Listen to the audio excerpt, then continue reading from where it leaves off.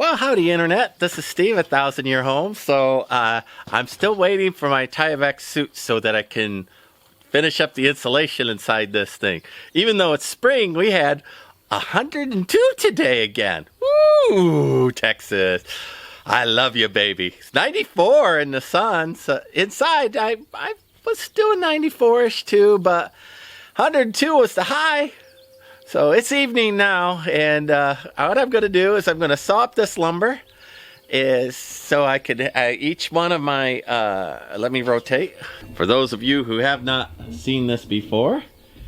All right, so inside of each one of these bays, it's almost 4x8, so a drywall sheet would fit in there, right? Between those posts. And those posts go up to rafters that are going to support a poured concrete roof. But in here, each one of these bays need furring strips. And I'm short this whole half of the connex. So back in there where you see I have insulation, if I zoom in, you'll see some furring strips along the wall. See? So my idea, rather than count today, because I'm feeling tired, is to cut what I need for each bay, rough cut. Just stack them there, right? So that's what I'm doing. I'm gonna just stack them there.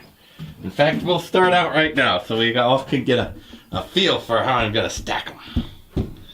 All right, so any one of the bays that's, you know, a full 48 inches, down the middle of it, especially if there's a power box like this, down the middle of it, I'll want to have a board. Now this power box, I decided to run up and put some above shelf outlets here so that somebody could plug in a TV. So I'm not sure if I'm going to go here or there with that, but then if I don't use it, I'll hang a picture over it. So anyway, that's what I'm going to do. I'm going to, the 2x4s, the furring strips, the ceiling, all of that stuff I'm going to get together and put up in here. So let me keep doing that.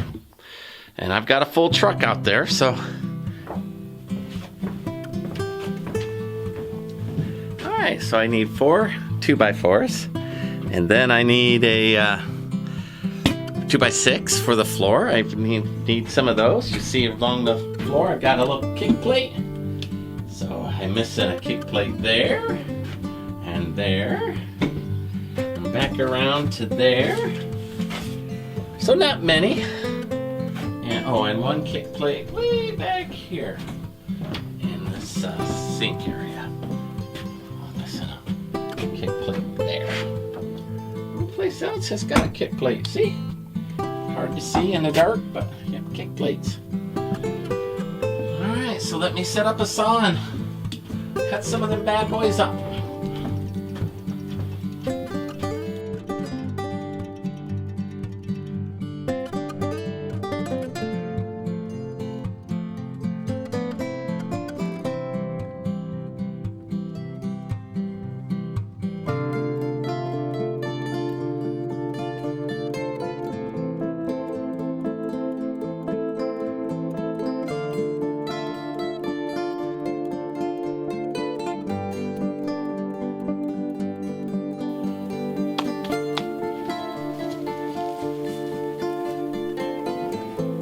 Well, just like that in that camera, instantaneously, I'm done with ripping lumber and emptying that truck.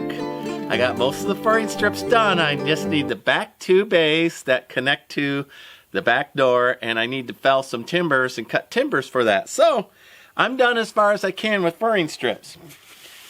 Tomorrow, if I was a younger man, I would attach them all against the wall because they're wet, and I know that they're going to warp a little bit overnight, but since they're just furring strips, I know I could pull them tight. But looky there, an empty truck. I've needed that truck empty for a little while now. And now I have succeeded. So some people might say building out a ground contact 2x4s is a waste of money. I won't argue with that. But if you're building a 1,000-year house, it's not a waste of money. It's pennies over 1,000 years. Pennies. And You know, why give anything for anything?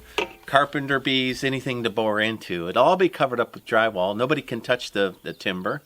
So anything that's ground contact will be out of sight, out of harm's way. Won't be possible for somebody to get ill on it by touching it. And it's the right thing to do. And I don't know what the difference in cost is because the price of lumber is fluctuating so much. I've given up keeping track of it. But I buy what I buy when I need it, and I cut down what I need when I need it. And that seems to be working for me. As a one-man build, there's only so many hours in a day. And pretty excited.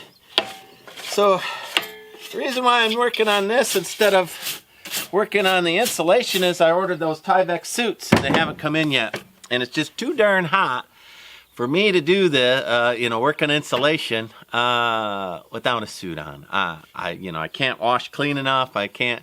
It just is miserable. This sawdust is miserable, but not as miserable as rock wool insulation, which isn't as miserable as blown insulation or fiberglass insulation. You hear me whining, but I'm telling you, nobody likes insulation. Very hard job. Very, very hard job.